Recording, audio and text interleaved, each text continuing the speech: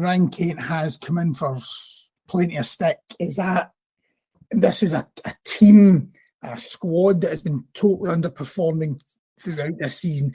Has some of the criticism on him being singled out been harsh, maybe because of his contract situation and that he hasn't committed and he's free to talk to other clubs come January? When you see what he did last night, as Scott said, in the second half, does it show that he could be the guy that could go from scapegoat to saviour? Well, there's absolutely no doubt of the guy's talent, and you know what you saw last night. I was at the games at St Mirren last night, but from the highlights I saw, obviously the run he makes, he draws in 4 players out to Barisic, that gets a goal. That shows what he's capable of when he's on form and playing at his best. But I just don't think there's any doubt that he's not been anywhere near his best this season, you know.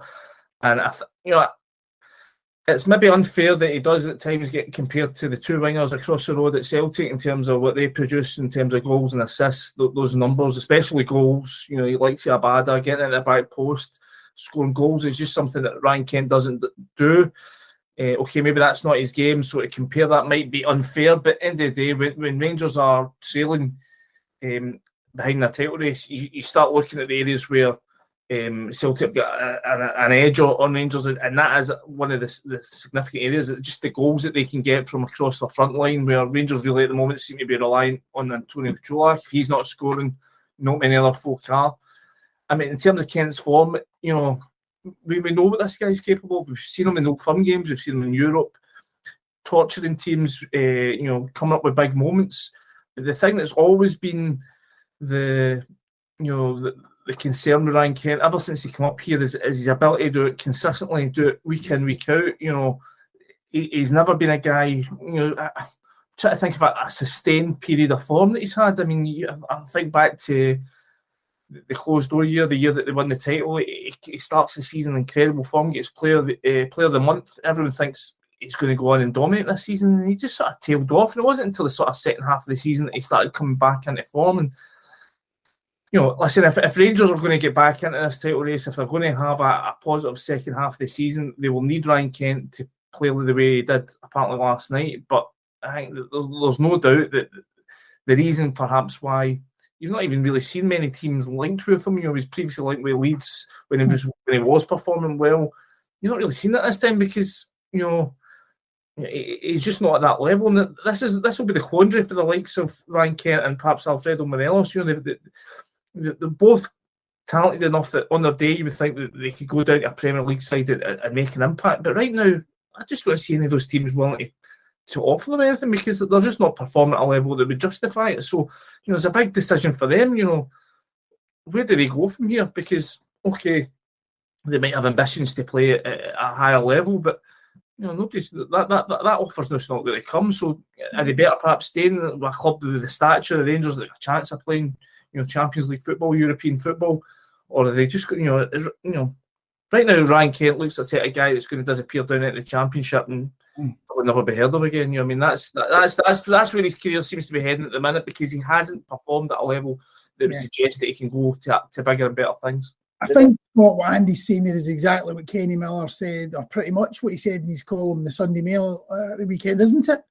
Yeah, well, I think he basically said no, Morelos and Kent had a chance in Europe to go and show what they were about and get clubs interested because they were getting a contract and just didn't grab that chance. And also, what would you get for them now? You know, as Andy's saying. But Andy, the point I'm making is Ryan Kent being dragged down by the situation, you know, by others in the whole situation at Rangers, you know, and everybody's looking to him. Is it unfair to look to him to be the saviour when everybody's performing? If a new manager come in tomorrow, I mean, listen, it's not that it's easy to play in a team that's successful when everyone's on form. Yeah, but you've got to be at this level. You've got to be responsible for your own performances, and his performances haven't been good enough. Right? Yeah, and the problem is with Ryan Kent, if Rangers' squad was strong enough or constructed better, Rangers would have been able to take Ryan Kent out the team when his performances have been poor. But unfortunately, and it's been like this now for, I think, 3-4 years, it doesn't matter how well or how badly Ryan Kent's playing, he always starts because they've got nobody else who's at that level. They've got nobody else to compete with him on the left wing. I think Andy will correct me. I mean, I think Gerrard maybe took him out the team once, but it wasn't quite happening for him. I think he's only been a sub a couple of times. Yeah, I mean, very rarely. Yeah. I think maybe when Scott Arfield played left, when they kind of tweaked things tactically a few years ago. But whether it's been the contract situation or his poor form, in an ideal world, Van Bronckhorst would have been able to say, listen, you come out the team for a couple of weeks, you're not playing well, no, get your head right, get yourself back on form. They've not even been able to do that. So he's had to just play through this kind of negative period, this poor run of form, having to play while obviously the contract situation is up in the air. I don't think it's been ideal at all. But as I say, that again, that's a bigger picture of where Rangers' squad is, where the recruitment has been. Yeah. Ryan Kent has to play every week, even when he's playing poorly. I mean, what a statement that is. Even when he's playing badly, he still has to play every week. That should never be the situation.